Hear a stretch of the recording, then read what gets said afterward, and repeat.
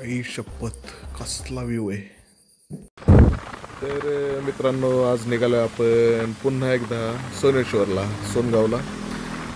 बघू शकता बारामती सोनगाव रोड आहे. थोडक्यात बारामती वालचंद नगर किंवा कळंब रोड म्हणू शकता. इकडून बारामतीतून हे मंदिर एक 12 किलोमीटर अंतरावरती आहे. आज वातावरण पण एकदम खतरनाक झालेलं आहे.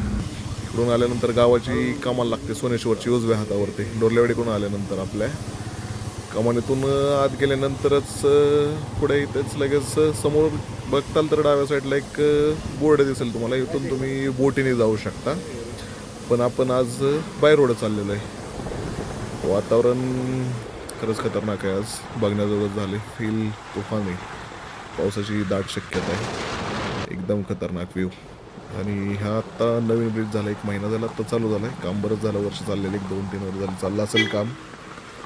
व्ह्यू मात्र छान झाला आहे. आणि हे झाड बघा. हे झाड आवडतं झाड आहे आपल्या.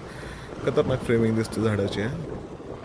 मंदिराच्या जवळ आल्यानंतर आपल्याला हा सोनेश्वरचा बोर्ड लागतो. इथून आपल्याला डाव्या हातावरती आत वळायचं आहे.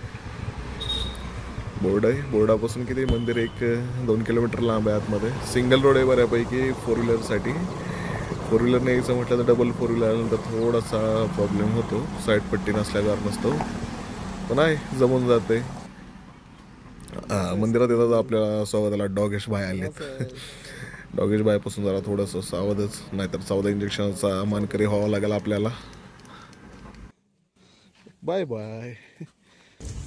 पुढे येताच वाघाला आमच्या दिसली खरोत. वाघ म्हणजे आमचे सौरव भाई आहे. वाघाची नजर लई तीक्ष्ण आहे आमच्या. खरोताईचं बी काय मन दिसणं आमच्याकडे बघायचं. गाडी पार्क करून थोडंसं चालत 20 मीटर आल्यानंतरच दिसतो मंदिराचा हा मनमोहक व्ह्यू.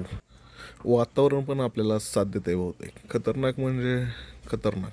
थोडंसंच पुढे चालत आलं की आपल्याला दिसती ही समोरच आपल्या दगडी दीपमाळ बघू शकता. त्याच्या शेजारी विठ्ठल रुक्मिणी मंदिर आहे आणि हनुमानाचं आणि दत्त गुरूंचं एकत्र एक मंदिर आहे तिथं शेजारी. बाहेर झाला हलका हलका पाऊस चालू. वातावरण तर काय आपण आल्यालाच भरून आलं. तर आपण जाऊया जरा आतमध्ये. एकदम तुफान पाऊस चालू झाला आहे. तोपर्यंत बघू आपण आतमधलं विठ्ठल रुक्मिणी मंदिर. कधी कधी तुम्हाला इथे भजन कीर्तन वगैरे चालू असते, तेही पाहायला भेटेल आल्यानंतर.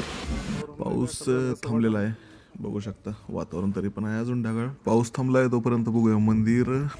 हा बघू शकता दगडी स्तंभ आहे. ह्याच्यावरती फुलं वगैरे आहेत. आणि इकडे आपले गणपती बाप्पा दिसत असतील तुम्हाला. समोरच काळ्या पाषाणातील नंदी आहे. नंदीवरती बरंच नक्षीकाम केलेलं आहे. आपण बघूयात मंदिराच्या गाभाऱ्यातील व्ह्यू. बघू शकता आतमधला व्ह्यू. फिरून दाखवतो तुम्हाला. समोरच इथे आपल्याला एका दिवळीत गणपती बाप्पा बघायला भेटतील. आणि दुसऱ्या दिवळीत महादेवाची पिंड आहे बघू शकता. गाभाऱ्याची चौकट पाहू शकता. गाभाऱ्याच्या चौकटीवरही सुंदर असं नक्षीकाम केलेलं आहे बघू शकता. आपण बघूयात गाभाऱ्यातली शिवपिंड. विशेषतः ही शिवपिंड जमिनीपासून कमीत कमी 1.5 ते 2 फूट उंचीवरती आहे. तुम्ही कधीही मंदिरात या, येतं तुम्हाला नेहमी प्रसन्नच वाटणार. एकदम पॉझिटिव्ह एनर्जी अशी फील होते मंदिरात. भारी एकदम. आता बघूया जरा मंदिराच्या बाहेरचा आवारा. हे मंदिर खरा आणि निरा या 2 नद्यांच्या संगमावर वसलेलं आहे. समोर बघू शकता दोन्ही नद्यांचा संगम एकत्र होतो इथे. हे मंदिर 13व्या ते 14व्या शतकातलं मंदिर आहे.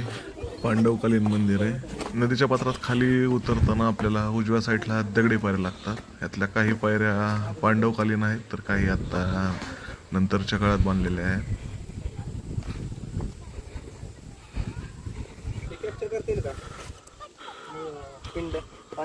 नदीच्या पाण्याची पातळी खाली गेल्याने आमच्या दोस्ताला दिसली पिंड. आणि आमच्या दोस्ताला काय स्नॅपचा मोह आवरला नाही. दोस्त आमचा पिंडीचा स्नॅप काढायसाठी एवढ्या आतमध्ये चालत गेलाय. बघू शकता बिचाऱ्याची मेहनत. ही मंदिराची पलीकडे साईड बाईकने आल्यानंतर आपल्याला बोटीने यावं लागतं इथून, आणि इथून वरती जाण्यासाठी आपल्याला पायऱ्या आहेत. आपल्याला काय सापडले, लहानपणीची आठवण, शिंपला. मोती तर नाही सापडले, शिंपलेने वगैरे आपल्या शोपीस होतील.